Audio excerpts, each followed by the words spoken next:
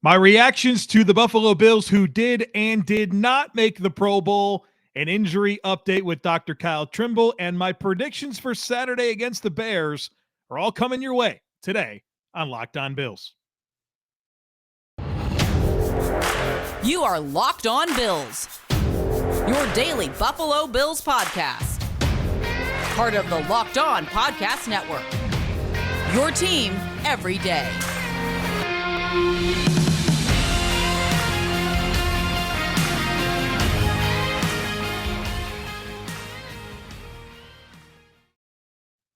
What's up, Bills Mafia? It's Joe Marino from the Draft Network, and I'm your host of Locked On Bills.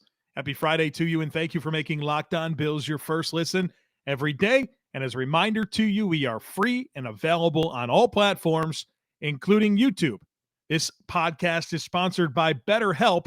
It's not a crisis line. It's not self-help. It's professional therapy done securely online, available to people worldwide. And they have a special offer for my listeners. Get 10% off your first month at betterhelp.com/lockedon. Well, folks, we've got some things to talk about here in this opening segment that I want to get into regarding the Pro Bowl and the Buffalo Bills. And then we'll talk to Dr. Kyle Trimble of Banged Up Bills and close out the podcast with my predictions for Saturday.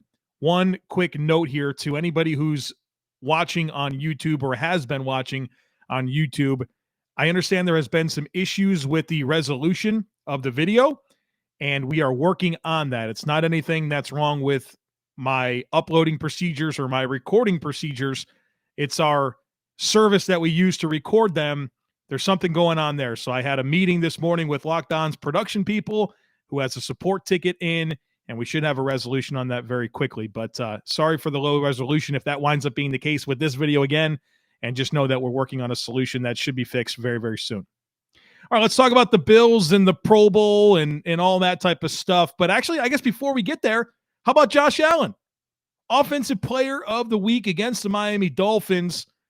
25 of 40, 304 passing yards, 4 touchdowns, 10 carries, 77 yards. He was awesome, right? That was a vintage Josh Allen performance, and it was great to see. And I was really happy that he was honored with Offensive Player of the Week. I thought it was a very obvious choice. And he accomplished a lot in this football game. First of all, it was one of just 3 games in NFL history where a player had 300 or more passing yards, 4 or more passing touchdowns, and 75 or more rushing yards. That's only happened 3 times, ever. One of those times was last week against the Miami Dolphins. Josh Allen earned Offensive Player of the Week honors for the 10th time in his career, which ties him with Jim Kelly for the most Player of the Week awards in franchise history. Unbelievable, right? Josh Allen, in fact, has the most Player of the Week awards since he entered the NFL back in 2018 with 10. Behind him is Patrick Mahomes with 9, Lamar Jackson with 8, and Derrick Henry with 7. This is awesome stuff. Speaking of Josh Allen records, and this is something I've referenced a few times that I think people should be talking way more about. Josh Allen is currently tied with Dan Marino for the most touchdowns ever in a player's first 5 seasons with 171. One more touchdown, which is inevitable. And Josh Allen owns the record for the most touchdowns ever in a player's first 5 seasons. Let that sink in. After one more touchdown, Josh Allen will be able to say that no player in the history of the NFL scored more touchdowns than him through their first 5 seasons. That is unbelievable. Let's keep going with cool Josh Allen fun facts. Josh Allen has 30 passing touchdowns and 6 rushing touchdowns this season. He has now done this for the last 3 seasons, 3 consecutive seasons of at least 30 passing touchdowns and at least 6 rushing touchdowns. Josh Allen is the first ever player to do it in 3 straight seasons and is the only player to ever do it 3 times. The Buffalo Bills, our Buffalo Bills, have a special Special quarterback. I get giddy thinking about it, man. We've dreamed of this type of player.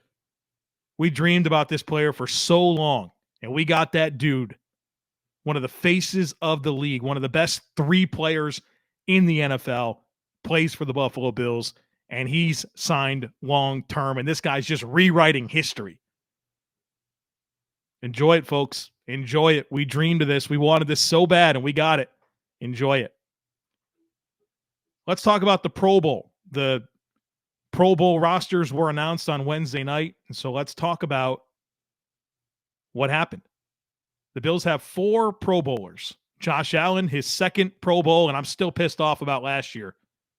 Unbelievable that Lamar Jackson got the Pro Bowl nod over Josh Allen. That just absolutely insane. But nonetheless, it's his 2nd time. Stefon Diggs for a 3rd time. Mitch Morse, a 1st-time Pro Bowler. Happy for him. And then Jordan Poyer, also a 1st-time Pro Bowler, and that's way overdue. He should have had several since becoming a Buffalo Bill in 2017. But this is his 1st, and I'm happy for him. The Bills had a bunch of alternates. 1st alternate, Deion Dawkins, Dawson Knox, Matt Milano, and Tremaine Edmonds. 2nd alternate, Roger Saffold and Tyler Bass. 3rd alternate, Tyler Medikevich, Reed Ferguson, and Reggie Gilliam. 4th alternate, Greg Rousseau, Ed Oliver. And 5th alternate, Saran Neal. In terms of my personal ballot, which I submitted like beforehand, and we also did a collective staff Pro Bowl vote for the Draft Network where we all submitted our own individual ballots and had our own Pro Bowl situation. And so I can tell you the players on the Bills that I voted for. And they were Josh Allen, Stefon Diggs, Tremaine Edmonds, Matt Milano, Jordan Poyer, and Tyler Bass. And so I got 3 of the guys I voted for in Allen, Diggs, and Poyer. I got 1 I didn't vote for in Mitch Morse. And I think the Bills had some snubs here. I think both linebackers, Tremaine Edmonds and Matt Milano, are very worthy. Now the guys who made it from the AFC are Roquan Smith of the Bears, CJ Mosley of the Jets. I'll tell you this about Roquan Smith. He played 8 games for the Bears, and I thought he was below average before he came over to the Ravens. And so Milano and Edmonds should be in over Roquan Smith, in my opinion. Now, as for CJ Mosley, I think he's having a good season. So I have less of a case there, but Roquan Smith over Edmonds and Milano, I think, is a major, major miss. And the other one I think that's a major miss is Tyler Bass. Justin Tucker was the AFC Pro Bowl kicker, and I think that's more of a legacy vote. Tyler Bass has had a better season, objectively a better season than Justin Tucker. Tyler Bass has made 90% of his field goals. Justin Tucker, 85%. Extra points. Tyler Bass, 97.6. Justin Tucker, 96.7. Tyler Bass leads the NFL in scoring. With 121 points, no player in the NFL has scored more points than Tyler Bass, including Justin Tucker. And then Tyler Bass has 3 game-winning field goals, and I think Tucker has 2. So explain to me, like I'm 5 years old, how Justin Tucker is the AFC's Pro Bowl kicker and it's not Tyler Bass. Just think that they got it wrong. It's just not correct. Objectively, Tyler Bass has had a better season than Justin Tucker. The last thing that I want to say here in this opening segment is just comment on the weather for Saturday against the Bears. We know that this is going to be a major impact in this game, and we've certainly referenced it all week long. But as of the recording of this podcast at 2:30 p.m. Eastern Time on Thursday, December 22nd, weather.com is calling for mostly cloudy and windy, areas of blowing snow, a high near 10 degrees Fahrenheit. I'm sure the wind chill will be much lower. And then winds 20 to 30 miles per hour. So it's going to be cold and it's going to be windy on Saturday in Chicago. This episode is brought to you by Turo. Turo is the world's largest car sharing marketplace. With Turo, you can book any car that you want, wherever you want it, from a community of local hosts. You can browse a huge selection of vehicles for just about any occasion or budget across the U.S., UK, Canada, and coming soon to Australia. You can book a spacious SUV or minivan for a family road trip. You can get a classic or luxury car for a special event, birthday, or holiday. You can find an affordable economy car if you're on a budget and you just need to get from A to B. You can also test drive that new electric vehicle you've had your eye on to see how it fits into your everyday life. Many Turo hosts can even deliver the car right to you. Every trip is backed by liability insurance. Terms, conditions, and exclusions apply. Forget boring rental cars and find your drive at Turo.com. Did you know that driving high is considered driving under the influence? That's right. Driving under the influence of marijuana is against the law in every state, even in states where marijuana is legal. That means driving high could get you a DUI. And I think law enforcement officers can't tell when you're driving high, you're wrong. Your friends can tell, your coworkers can tell, even your parents can tell. Everyone can tell. So what makes you think that law enforcement officers don't know when you're driving high? Driving under the influence of marijuana can slow your response time and change how you perceive time and speed. So even if you think you're fine to drive when you're high, you're not. Because the bottom line is if you feel different, you drive different. And driving high is driving under the influence. So remember, drive high, get a DUI. Paid for by NHTSA. I'm joined now by Kyle Trimble. He's a doctor of physical therapy. He runs bangedupbills.com. You can follow him on Twitter at bangedupbills. He joins us each week to talk injuries ahead of the Bills game. And we're here to do that now with the Bills getting ready to take on the Chicago Bears. Kyle, 2 players already ruled out for this football game. Defensive end Carlos Boogie Basham, and then, of course, the center, Mitch Morse. Morse with a concussion, Basham with a calf. We know they're not going to play on Saturday, but I think the bigger question is, what's the timetable? What can you tell us about these 2 situations? So we'll hit on Basham first. He was a surprise addition to the injury report on Sunday when they came out and talked after like that post-game press conference they have usually after every game. And so they say a calf injury. We don't know severity. We don't know when exactly it happened, but he didn't really play in the fourth quarter, signifying it might happen sometime in the third quarter, but there wasn't that definitive play that says, oh, he came up lame or whatnot. Most calf injuries take, I believe it's 17 days to come back from. And of course, the more higher severity, the longer it's going to take back to come back from. But we saw that with other injuries in the past. Ilianku, he suffered a calf injury back in training camp, and he took about that timeline to come on back. And knowing that they were going to have Basham out for this week already, that gives you, at least 14 days from game to game. And then we have 2 extra days to come back, knowing that we play Cincinnati week 17 on Monday night. That might give him enough time to be fully ready. Could Basham play? Sure, he probably could, but it's just whether they want to get him out there, especially with the snow and everything else like that. So it's best that they sit him, but I could see him coming back in week 17 without any issues unless he has a re-aggravation of that. As for Mitch Morse, though, this is now his 6th concussion. That's been pretty well documented at this point. That was a big concern with him coming into the Buffalo Bills when he signed from the Kansas City Chiefs in the 2019 season. Is okay with everything. He has done the research. He has talked to every person available when it comes to concussions. The team is okay with it too, knowing that they signed him to a 2-year extension back in March of 2022. They know how to manage this stuff, and I don't think they're going to take any different approach with his recovery as they did before. They're still going to take him through a concussion protocol. It's just how long is this going to take? We don't know because every concussion is unique. So this could be, do we keep him out another 2 weeks because he's not progressing well, like we saw with Derek Anderson back in 2018, or does he come back and play like he did, before? I will note that back in 2020, when he last had his concussion against in week 8, he did sit out the next week and then did come back. He was active against the Cardinals week 10, but did not play.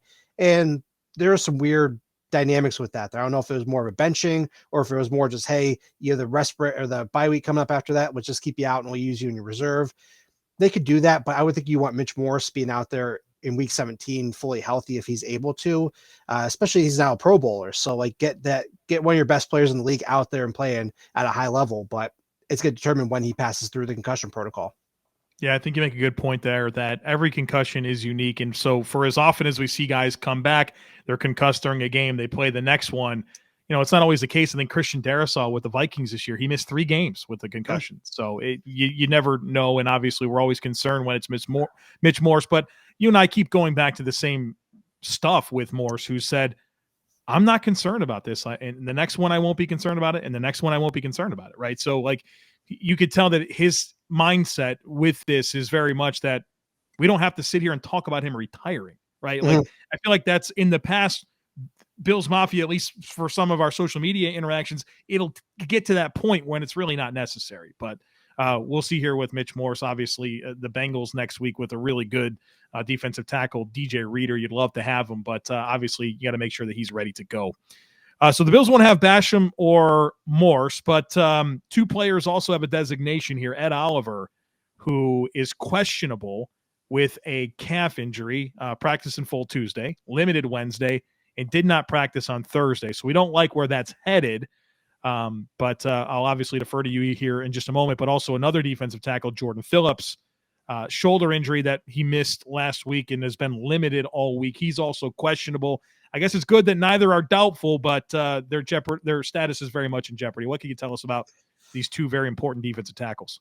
So Oliver, we got to assume that he suffered the injury in practice, because when he doesn't have a designation on that Tuesday or that first day, and then it comes up with that limited means he missed at least one repetition of his normal reps in practice there. So we don't know whether he suffered it early on in practice and missed most of practice or tweaked it or whatever. It was cold outside on that Wednesday when they're practicing. So there's a lot of variables that we know will go into that, but we don't know the severity. And the fact that he did not participate isn't surprising, knowing that they want to maximize the rest there. But on that short week that they have, even though they played last Saturday, it's going to be really tough to get out there and on a grass field with Soldier Field not having the best turf out there with regards to natural grass. And then you add in the snow and just the poor footing in general you're going to see out there likely this weekend. I don't know that it's the best thing for them to get out there and get him to aggravate that calf injury further. I could see a scenario where he sits out knowing that, hey, you have call-ups and this is a pretty fresh injury. Treat it like the Boogie Basham thing where, yeah, you could play, but let's sit it out and, not even risk it, because he's going to be a vital piece for the playoff push. And I wouldn't want to see him sitting on the sidelines having to miss 3-4 games because this thing got aggravated in a game that really doesn't mean a whole lot when you look at the grand scheme of things.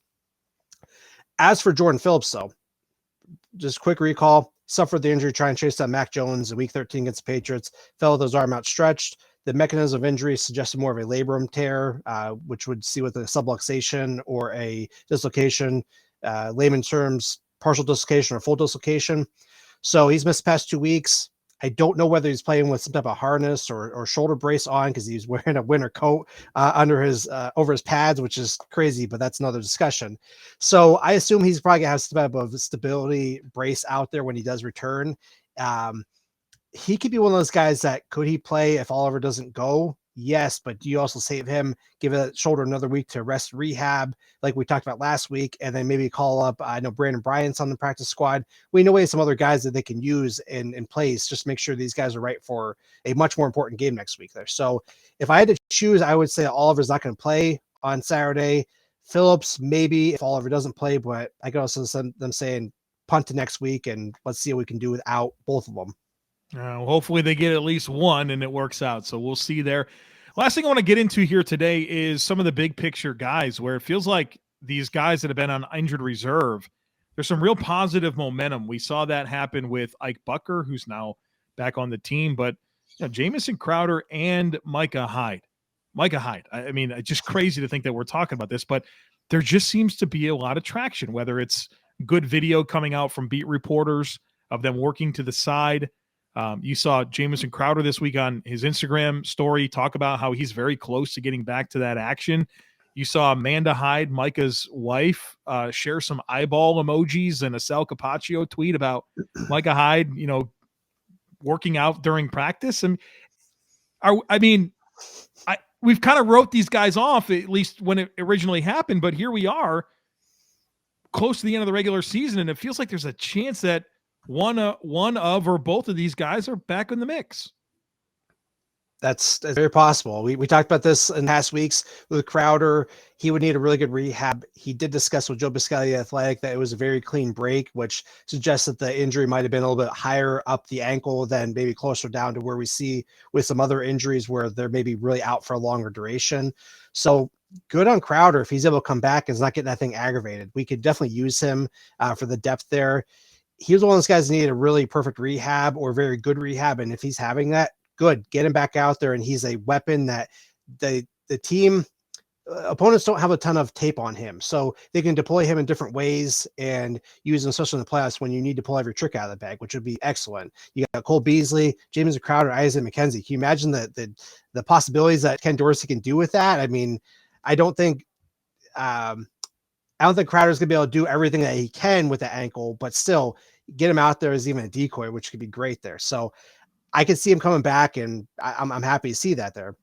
As for Hyde, I mean, if everything's going perfect and the doctor's okay with that, we know that bone fusion starts about 3 months, or at least it can happen at that point.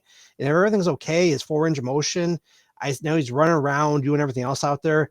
I'd want to see how the range of motion his neck looks, which is pretty good from him just kind of moving around. But the big thing is contact. Can he absorb that contact? Can he hit without pain? Can he hit without any hesitation? Being a veteran, I could see him saying, hey, I'm okay. I want to get out there and play. But still, you're dealing with a neck. You're dealing with what appeared to be a likely fusion, which I assume that usually what they do in there. If it happens, man, that's gravy. I don't know how they're. Yeah, I mean, to have Micah Hyde come back and you're going to Jordan Poyer out there. Yeah, he would need a near perfect rehab. And if that's the case, bravo to the Bills training staff. I mean, they've been stepping up this year. I mean, those guys, give them their flowers, as Aaron Quinn, whoever one says. I mean, we'll see what happens, but it's looking more and more likely that this might happen based off of what we're seeing. But when it happens, it happens. Well, if nothing else, it's pretty cool that we're talking about it. And guys are healing well. If nothing else, they're healing well and can be assets in the future. But obviously, you can talk about Micah Hyde coming back for potential playoff matchups with the Chiefs and Bengals. That would be a heck of a boost to the defense, Kyle. So we'll stay tuned on that. It'd be very aggressive, but I mean, the playoffs, that's when you have to be aggressive, right? Yeah, I guess so. As long as we're talking about a neck, man, I don't think you want to mess around. So if you can play, you can play, right? That's how it is. You can play, you can play. And so I anticipate if he can play, he can play. So we'll see how it goes. We do appreciate you for coming on here, of course, every week and sharing your expertise, both with some of the immediate stuff and the big picture stuff. Obviously, a very Merry Christmas to you and yours. Thanks. As to you, Joe. BetOnline.net is your number one source for sports betting information, stats, news, and analysis. You can get the latest odds and trends for every professional and amateur league out there, from pro football to college bowl season to basketball and World Cup. We've got it all at betonline.net. And if you love sports podcasts, you can even find those at BetOnline as well. They're always the fastest and easiest way to get your betting info. So head to the website today or use your mobile device to learn more. It's BetOnline, and it's where the game starts. All right, folks, let's do our predictions here to close out the week on the podcast. I have 5 of them for you. And I got to be honest, the weather makes it very, very difficult. And I know last week I didn't give you 5 predictions. I kind of just gave you a big synopsis as to why I thought the Bills would beat the Dolphins. And I know some of you guys didn't like that. So I'm going to give you 5 predictions today. 3 of them will be original predictions that I came up with. 2 of them I am aligning with listeners of the podcast. And so in the Locked On Bills Twitter community, I put a tweet out on Thursday and said, hey, look, who has predictions for the game? And if I like what you have, I will align with you and use it on the podcast. And so 2 of them will be me aligning with a prediction that was submitted. So number 1, I believe the over hits in this ballgame. According to BetOnline, the over-under for Bills-Bears is set at 39.5 points. Now, this is an original prediction, but I think the over hits. And I know that a lot of people are expecting a low-scoring game. Obviously, cold, windy, takes away your ability to kind of throw the football down the field, which is something that both teams do pretty well. And so while I'm not expecting a ton of points, I think they get over 39.5. I think the Bills will be in the mid-20s, and I think that the Bears will score like 15 or 16 points. So I do think we get more than 39.5 points. So I think the over hits in this ball game. A few more reasons why, though. I think both teams will run the ball pretty well.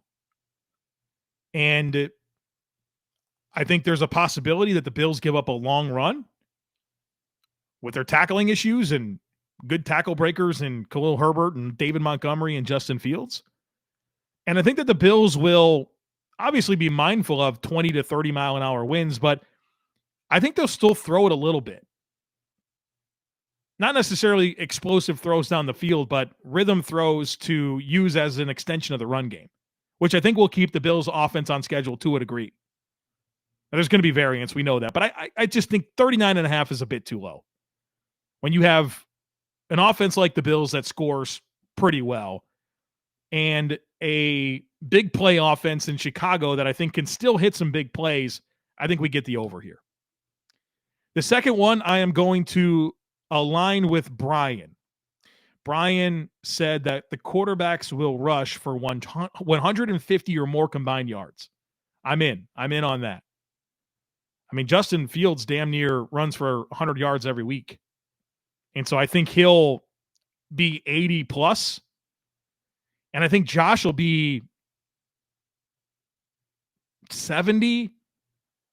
And so I think that as a floor. So I think you can get to 150 from these two quarterbacks. Now, there's a chance that's a pretty aggressive number. But I think Justin Fields is going to rip off some like 30, 40, 50-yard runs. And I think there's a good chance that Josh does as well. And I mean, Fields might run the ball 15 or 20 times. Josh might have 10 carries.